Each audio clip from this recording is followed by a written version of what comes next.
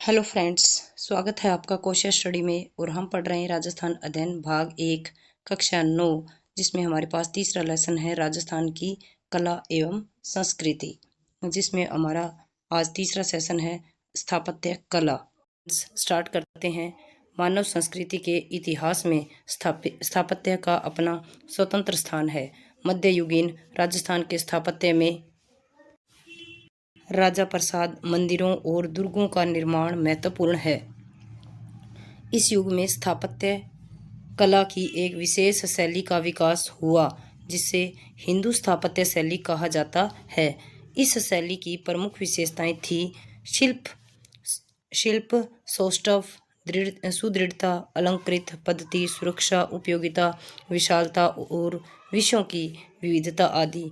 मुगल सत्ता के साथ समागम के पश्चात राजस्थानी स्थापत्य में तुर्की और मुगल प्रभाव से नई शैली का विकास हुआ, जिसे हिंदू मुस्लिम स्थापत्य शैली कहा गया।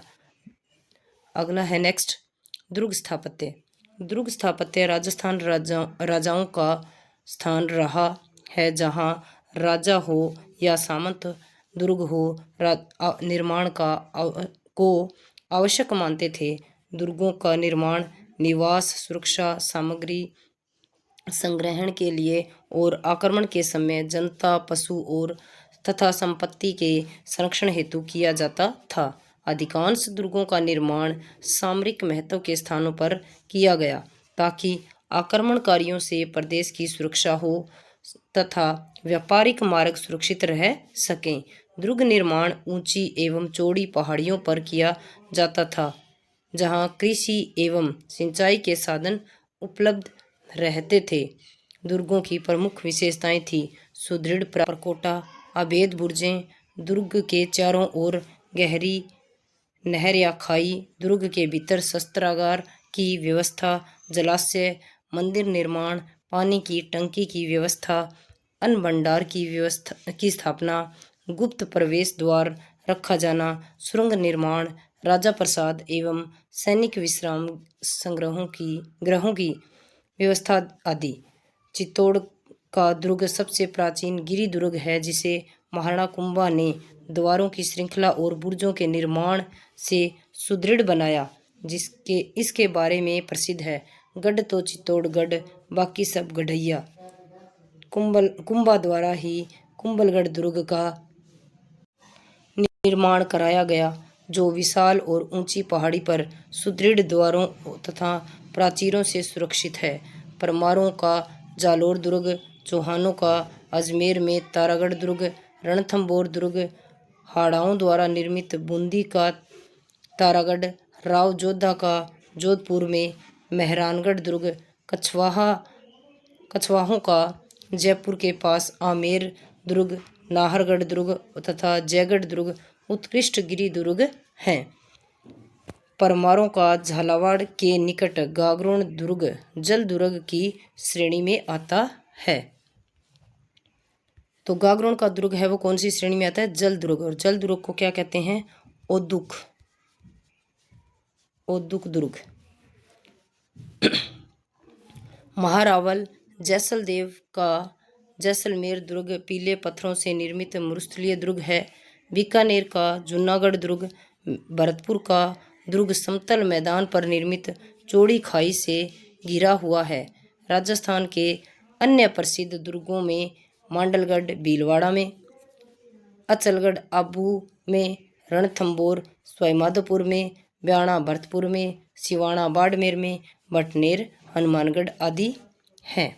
राजा प्रसाद या महल। नेक्स्ट है अपने पास महल। राजस्थान में राजपूत राज्यों की स्थापना के साथ ही राजा प्रसादों का निर्माण होने लगा था।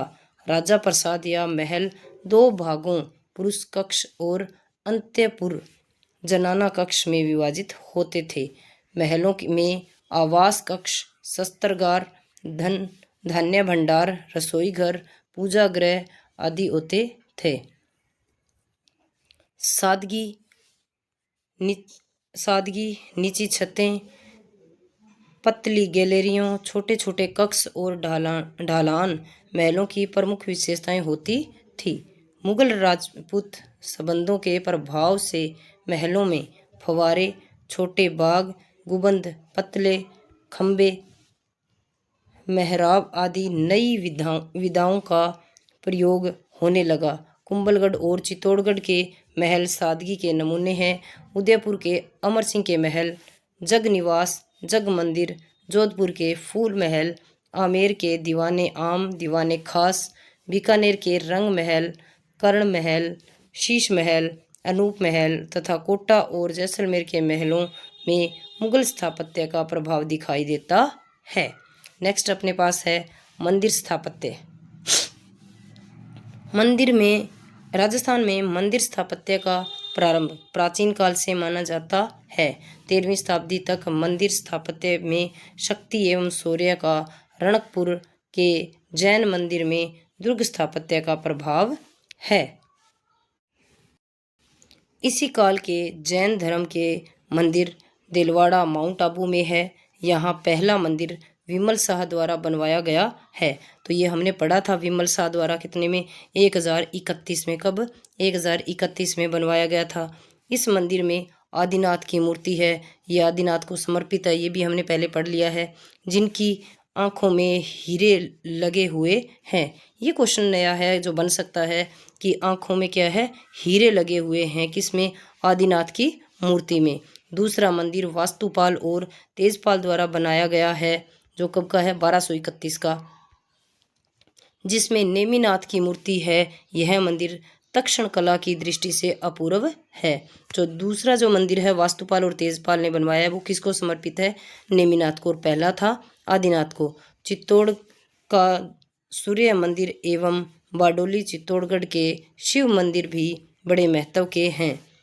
डूंगरपुर के श्रीनाथ जी का मंदिर, डूंगरपुर के श्रीनाथ जी के मंदिर, उदयपुर में जगदीश मंदिर में हिंदू स्थापत्य की प्रधानता है। जबकि जोधपुर के घनश्याम मंदिर, ये पहले भी हमने पढ़ा था कि ये नया क्वेश्चन है, जोधपुर के घनश्याम मंदिर तथा आमेर के जगत शिरोमणि मंदिर। आमेर का जो जगत शिरोमणि मंदिर है वो मान सिंह की पत्नी कनकावती ने बनवाया था। ये हमने पहले पढ़ा था, मान सिंह की पत्नी ने। मुगल शैली का प्रभाव दिखाई देता है। 17वीं तथा 18वीं सदी में मुगल आक्रमणों से बचाव में श्रीनाथ जी नाथद्वारा में, द्वारकाधीश कांकरोली में, मथुरेश जी कोटा में, गोविंद देव जी जयपुर में के मंदिरों का निर्माण राजपूत शासकों द्वारा करवाया गया। कब, औरंगजेब के समय में ये करवाए गए लगभग।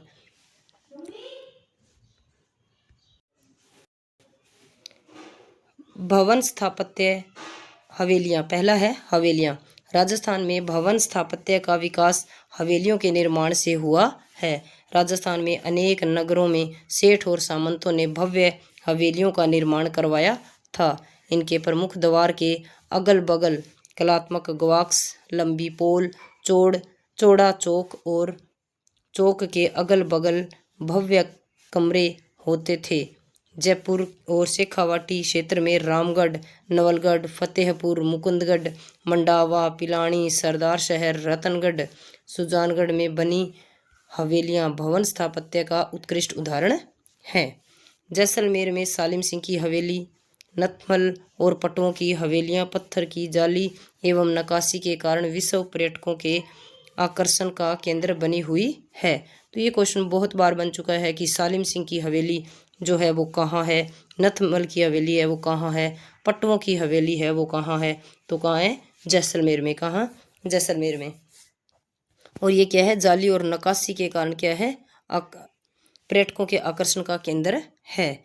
इसी प्रकार वंशी पत्थर से निर्मित करौली, कोटा, भरतपुर की हवेलियां अपनी कलात्मक संगत राशि की दृष्टि से उत्कृष्ट हैं। नेक्स्ट अपने पास विजय स्तंभ।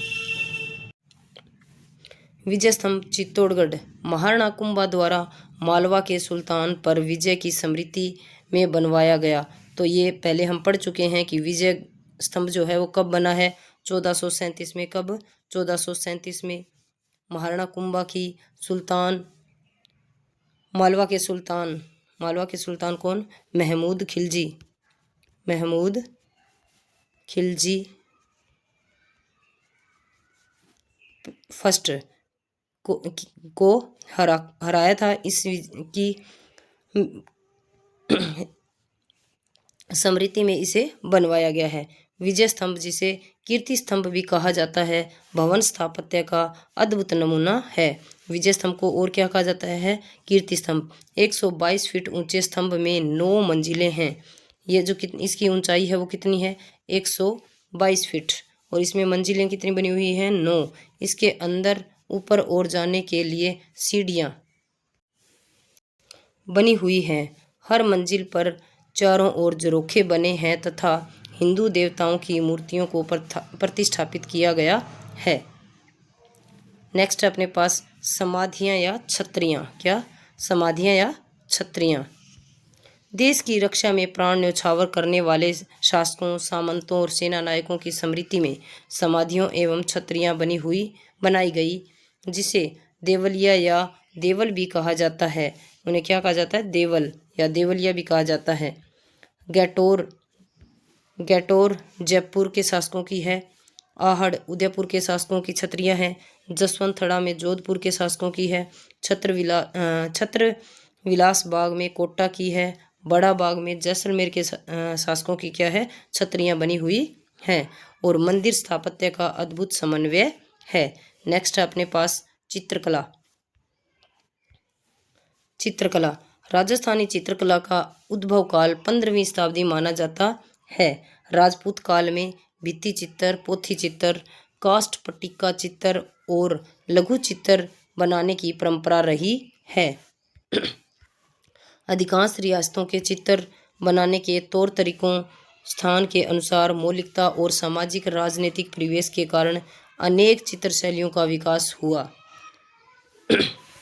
यथा मेवाड़, मारवाड़, बूंदी, बीकानेर, जयपुर, किशनगढ़ और कोटा चित्र शैली। तो ये चित्र शैली अपने पास कौन सी है? मेवाड़, मारवाड़, बूंदी, बीकानेर, जयपुर, किशनगढ़, कोटा चित्र शैली उल्लेखनीय है।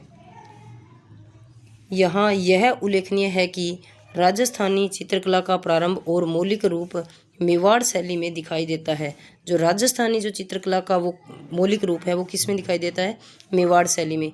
इसीलिए इसे राजस्थानी चित्र शैलियों की जनक शैली भी कहा जाता है। तो राजस्थानी चित्र शैली का जनक किसे कहा जाता है? मेवाड़ चित्र शैली को।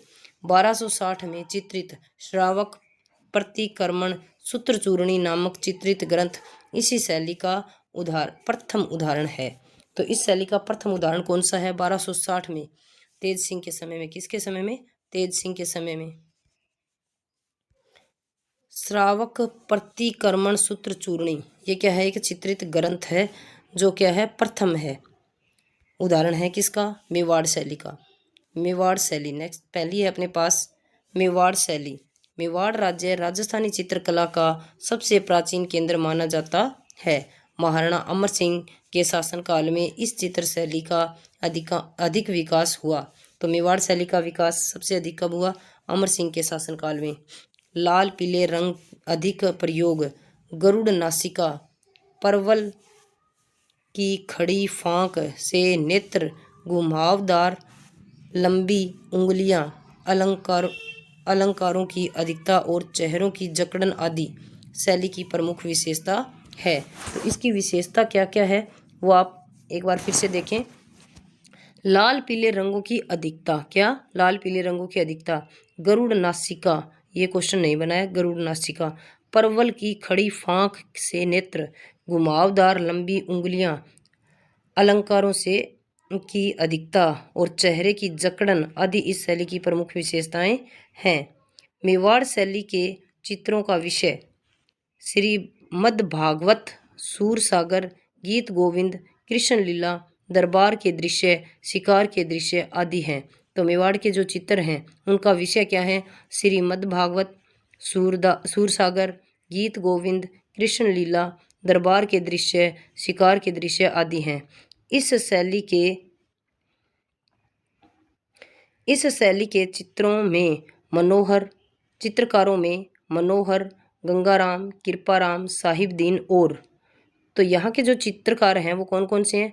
मनोहर, गंगाराम, कृपाराम, साहिबदीन और जगन्नाथ प्रमुख हैं। तो जगन्नाथ भी कहाँ से हैं? मेवाड़ से। राजा अमर सिंह के काल में इस शैली पर मुगल प्रभाव दिखाई देता है। क्यों? क्योंकि अमर सिंह ने ही सबसे पहले क्या की थी? मुगलों से संधि की थी। नेक्स्ट है अपने पास मारवाड़ शैली। मारवाड़ शैली, मारवाड़ में राव मालदेव के समय इस शैली का स्वतंत्र रूप से विकास हुआ। तो मारवाड़ शैली का जो विकास है वो सबसे पहले स्वतंत्र रूप से कब हुआ?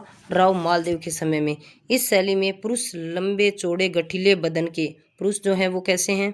लंबे चौड़े गठीले बदन के, स्त्रियां गठीले बदन की, बादामी आंखें, वेशभूषा ठेठ राजस्थानी और पीले रंग की प्रधानता होती है। तो यहाँ जो एक बार शैली है उसमें विशेषता फिर से देखें कि यहाँ के जो शैली में पुरुष हैं वो क्या हैं? लंबे चौड़े और गठीले बदन के, स्त्रियां भी गठीले बदन की, बादामी आंखें, वेशभूषा ठेठ राजस्थानी है और पीले रंग की क्या है? प्रधानता है। चित्रों के विषय नाथ चरित्र, भागवत, पंचतंत्र, ढोला मारू, मूमल दे, निहाल दे, लोक कथाएं आदि होती हैं। मारवाड़ के जो चित्रों का विषय है वो क्या है? नाथ चरित्र, भागवत, पंचतंत्र, ढोला मारू, मूमल दे, निहाल दे आदि तथा लोक कथाएं आदि थी। चित्रकारों में यहाँ के जो चित्रकार हैं वो प्रमुख वो कौन कौन से हैं? वीर जी, नारायण जी भाटी, अमरदास, छज्जू भाटी, किशन दास और कालूराम आदि प्रमुख है। तो इनमें कौन कौन से प्रमुख हैं? वीर जी, नारायण दास भाटी, अमरदास, छज्जू भाटी, किशन दास और कालूराम आदि क्या हैं? प्रमुख हैं। नेक्स्ट अपने पास है बीकानेर शैली। बीकानेर शैली महाराजा अनूप सिंह के समय इस शैली का वास्तविक रूप में विकास हुआ। तो बीकानेर शैली का वास्तविक रूप से विकास किसके समय में हुआ? अनूप सिंह के समय में। लाल, बैंगनी, सलेटी और बादामी रंगों का प्रयोग, इसमें कौन कौन से रंगों का प्रयोग हुआ है? लाल, बैंगनी, सलेटी और बादामी रंगों का प्रयोग हुआ है। बालू के टीलों का अंकन है। लंबी इकहरी नायिकाएं, मेघमंडल, पहाड़ों और फूल पत्तियों का आलेखन इस शैली की प्रमुख विशेषताएं रही हैं। शिकार, रसिक प्रिया, रागमाला, श्रृंगारिक आख्यान विशेष रहे हैं। इस शैली पर पंजाब, कलम, मुगल शैली और मारवाड़ शैली का प्रभाव पाया जाता है। तो इस पर कौन कौन सी? पंजाब, कलम और मुगल शैली का प्रभाव, मारवाड़ शैली पर का प्रभाव पड़ा है। नेक्स्ट अपने पास है किशनगढ़। किशनगढ़ शैली यह राजपूत कालीन चित्रकला की अत्यंत आकर्षक शैली है। इस शैली का सर्वाधिक विकास राजा नागरीदास के समय हुआ। नागरीदास इनके सावंत सिंह के समय में हुआ।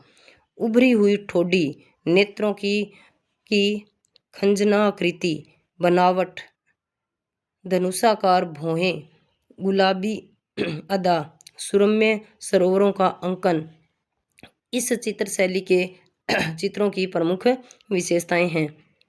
बनी ठनी इस चित्र शैली की सर्वोत्तम कृति है। तो यहाँ की जो सर्वोत्तम कृति है वो कौन सी है? बनी ठनी। इस जिसे भारतीय चित्रकला का मोनालिसा भी कहा जाता है, जिसका चित्रण निहाल दे ने किया। तो बनी ठनी का चित्रण किसने किया है? निहाल दे ने। इस शैली के चित्रों में कला, प्रेम और भक्ति का सर्वांगीण सामंजस्य पाया जाता है। तो यहाँ की जो प्रमुख शैली है वो कौन सी है? बनी ठनी। कौन सी? बनी ठनी। और इसके जो चित्रकार हैं वो कौन है? निहाल चंद। कौन? निहाल चंद। और किसके समय का है? सावंत सिंह या नागरीदास। सावंत सिंह या इन्हें नागरीदास भी कहते हैं। नेक्स्ट है अपने पास जयपुर शैली। इस चित्र शैली का काल 1600 ईस्वी से 1700 ईस्वी तक माना जाता है। इस शैली पर राजस्थान में मुगल चित्रकला का सर्वाधिक प्रभाव रहा है। सफ़ेद, लाल, पीले, नीले रंग का अधिक प्रयोग, सोने चांदी का उपयोग, पुरुषों की बलिष्ठता और महिलाओं की कोमलता। तो इसकी विशेषता क्या क्या है? इस शैली में सफ़ेद, लाल, पीले, नीले और हरे रंगों का अधिक प्रयोग हुआ है। सोने चांदी का उपयोग किया गया है। पुरुषों की बलिष्ठता और महिलाओं की कोमलता शैली की प्रमुख विशेषताएं रही हैं। शाही सवार महफिलें, राग रंग, शिकार, बारहमासा, गीत गोविंद, रामायण आदि विषय प्रमुख हैं। तो जयपुर शैली के विषय कौन कौन से हैं? शाही सवारी, महफिलें, राग और रंग, शिकार, बारहमासा, गीत गोविंद, रामायण आदि प्रमुख हैं। नेक्स्ट अपने पास बूंदी शैली। बूंदी शैली मेवाड़ से प्रभावित राव सुरजन सिंह के से प्रारंभ बूंदी शैली उमेद सिंह के समय तक उन्नति के शिखर पर पहुंची थी। तो बूंदी शैली है वो किससे प्रभावित है? मेवाड़ से। और राव किसके समय में प्रारंभ हुई? राव सुरजन सिंह के समय में। और उन्नति कब हुई? उमेद सिंह के समय में। लाल पीले रंगों की प्रचुरता, छोटा कद, प्रकृति की सतरंगी चित्रण इस चित्र शैली की विशेषता रही है। तो इसकी विशेषता क्या है? रंग कैसे हैं? लाल पीले रंगों की क्या है? प्रचुरता, छोटा कद, प्रकृति का सतरंगी चित्रण इस शैली की विशेषता रही है। रसिक प्रिया, कवि प्रिया, बिहारी सतसई, नायक नायिका भेद, ऋतु वर्णन बूंदी चित्र शैली के प्रमुख विषय थे। तो इसके विषय प्रमुख कौन कौन से हैं? एक तो अपने पास है रसिक प्रिया, कवि प्रिया, बिहारी सतसई, नायक नायिका भेद, ऋतु वर्णन आदि क्या है? इसके प्रमुख विषय हैं। इस शैली में पशु पक्षियों का श्रेष्ठ चित्रण हुआ है, इसीलिए इसे पशु पक्षियों की चित्र शैली भी कहा जाता है। ये क्वेश्चन बहुत बार बन चुका है कि पशु पक्षियों का श्रेष्ठ चित्रण किस शैली में है? तो किस में आएगा? बूंदी में। किस में? बूंदी शैली में। यहाँ के जो चित्रकार हैं वो कौन कौन से हैं? चित्रकारों में सुरजन, अहमद अली, रामलाल, श्री किशन और साधुराम मुख्य थे। तो यहाँ के चित्रकार हैं वो एक बार फिर से देखें, सुरजन सिंह, अहमद अली, रामलाल, श्री कृष्ण और साधुराम मुख्य थे। अब नेक्स्ट अपने पास कोटा शैली। कोटा शैली में बूंदी और मुगल शैली का समन्वय पाया जाता है। कोटा में किस किस का? कोटा शैली में बूंदी और मुगल शैली का क्या है? समन्वय पाया जाता है। स्त्रियों के चित्र पुतलियों के रूप में, आंखें बड़ी, नाक छोटी, ललाट बड़ा, लहंगे ऊंचे, वेणी अकड़ी हुई इस शैली की प्रमुख विशेषताएं रही हैं। चित्रों के विषय शिकार, उत्सव, श्रीनाथ कथा चित्रण, पशु पक्षी चित्रण रहे हैं। तो इस शैली के जो प्रमुख विषय हैं वो कौन कौन से हैं अपने पास? एक तो शिकार, उत्सव, श्रीनाथ और का चित्रण, पशु पक्षियों के चित्रण है। ये क्वेश्चन भी बन चुका है कि शिकार के जो विषय है वो किस शैली का है? तो वो किसका आएगा? कोटा शैली में शिकार का विषय है, या शिकार करती हुई महिलाएं दिखाई गई हैं, या शिकार करते हुए शासक हैं। नेक्स्ट अपने पास है नाथ द्वारा शैली। कौन सी? नाथ द्वारा शैली। यह शैली अपनी चित्रण विलक्षणता के लिए प्रसिद्ध रही है। यहाँ श्रीनाथ जी की छवियों के रूप में पिछवाइयाँ चित्रण किया जाता है। तो ये क्वेश्चन तो बहुत बार बन चुका है कि पिछवाइयाँ चित्रण है वो कहाँ की है? तो वो कहाँ की है? नाथ द्वारा शैली की। इस प्रकार राजस्थान चित्रण की दृष्टि से संपन्न रहा है। यहाँ पोथीखाना जो कहाँ है? जयपुर में। मानसिंह पुस्तक प्रकाश कहाँ? जोधपुर में। सरस्वती भंडार कहाँ? उदयपुर में। और स्थानीय महाराजाओं और सामंतों के संग्रहालय में चित्रकला का ऐसा समृद्ध भंडार उपलब्ध है जो न केवल राजस्थान को धनी बनाए हुए है वरन भारत की कला निधि का एक भव्य संग्रह भी है। नेक्स्ट है अपने पास त्योहार एवं उत्सव, जो कि हम पढ़ेंगे नेक्स्ट सेशन में। तब तक के लिए साथ बने रहें, क्लास को शेयर करें, चैनल को सब्सक्राइब करें, लाइक और कमेंट करें। Okay friends, thank you for watching. जय हिंद, जय